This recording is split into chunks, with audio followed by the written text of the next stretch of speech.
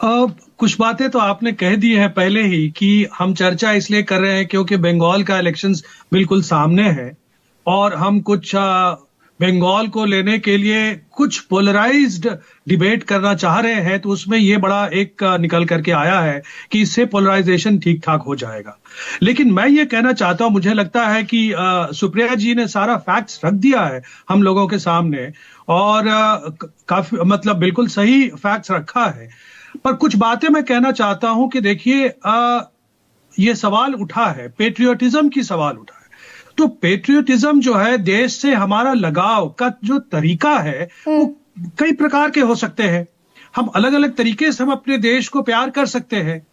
हमें कोई मुझे तो लगता है कि हिंदुस्तान के मुसलमानों को वंदे मातरम से कोई प्रॉब्लम नहीं है। मदनी एक आध दो मौलाना लोग होंगे, वो उनको प्रॉब्लम हो सकती है। ए.आर. रहमान, उनसे आप देख लीजिए, ए.आर. रहमान ने वंदे मातरम गाया। उससे ज्यादा पायस वो तो मन से कन्वर्ट होकर मुस्लिम हुए हैं, वो बहुत अच्छे तरीके से जानते हैं वंदे मातरम को। लेकिन उन्होंने गाया और कोई प्रॉब्लम नहीं है उसमें।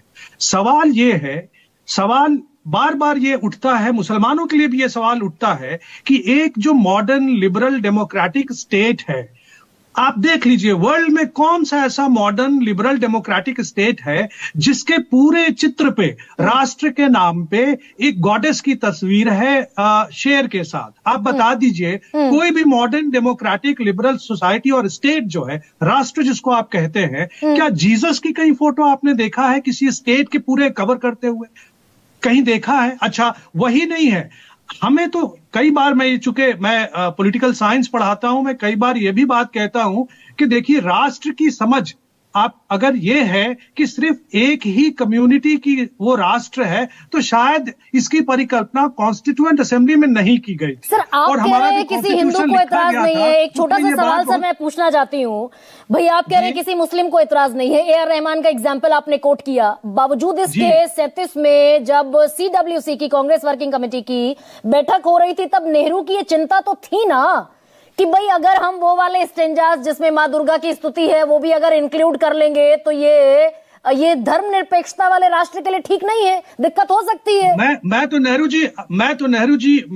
नेहरू जी को बहुत ही सम्मान के तरह से देखूंगा कि उन्होंने मजबूती के साथ ये कदम रखा कि ये देश जो है वो एक सेकुलर देश होगा। वो ये ऐसी देश नहीं होगा जिसमें कि सिर्फ एक जो है समुदाय का वर्चस्व रहेगा। नहीं, लेकिन ये फिर ये पॉलिटिक्स सर पैदा कैसे हुए? मैं जिस बात को सुप्रिया से पूछ रही थी, सुप्रिया जी से, उसकी बात ऐसे भाई अगर 1905 में सारे मुसलमान गा सकते हैं, जब तब कोई सेकुलरिज्म का सवाल नहीं था, तो ये 37 आते आते इतना सेकुलरिज्म का सवाल कैसे पैदा हुआ? वो सिर्फ सुप्रिया जी ने बताया, वो सिर्फ 2 स्टैंजा था। लेकिन जो बाद में वो सिर्फ 2 स्टैंजा गाते थे। लेकिन ये बात ऐसी हो गई धीरे धीरे कि एक तरफ से वंदे मातरम बोला जाता था और दूसरे तरफ से अल्लाह अकबर बोला जाता था। और गांधी जी ने ये बात कही थी कि अगर आप वंदे मातरम को रख रहे हैं सारे स्टैंजा के साथ, तो अल्लाह अकबर को भी रखिए, क्योंकि ये एक जो है कम्युनल टर्न ले लिया था। हर लड़ाई में, हर फसादात में आप ये देख रहे थे कि एक तरफ से अगर वंदे मातरम इतनी ही अच्छी चीज है, तो आप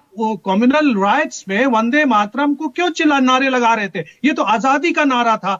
आजादी के नारे को कम्युनलाइज किसने किया, मैं ये पूछना चाहता हूं। मुस्लिम लीग ने किया मेरे ख्याल से, if I'm not wrong, sir आप हिस्टोरियन हैं, आप बेहतर बता सकते हैं। कांग्रेस के लोग थे? नहीं, वंदे मातरम को कम्युनलाइज क्या कांग्रेस के लोग थे, क्या लेफ्ट के लोग थे? ये तो बिल्कुल एक जो आरएसएस के लोग थे, उन्होंने इसको कम्युनलाइज किया और उधर से अल्लाह अकबर होने लगा। तो ये एक सिर्फ के लिए क्या अच्छी चीज है? ये अच्छा, एक सेकंड सर, 1 सेकंड, आशुतोष भी इंतजार कर रहे हैं। आशु, मैं आपसे सिर्फ ये पूछना चाहती हूँ, मेरी जो मोटी बुद्धि में आया, 37 में सारे बड़े लोग थे इस देश के, महात्मा गांधी थे, पटेल थे, बोस थे, सारे बड़े लोग थे। तो ये पाप तो सबके जिम्मे फिर जाना चाहिए। अगर बीजेपी से पाप की तरह प्रोजेक्ट करती है तो सबका नाम लीजिए ना, कि महात्मा गांधी भी सत्ता बचा रहे थे, बोस भी बचा रहे थे, पटेल भी बचा रहे थे, सब जिन्ना के सामने झुके हुए थे।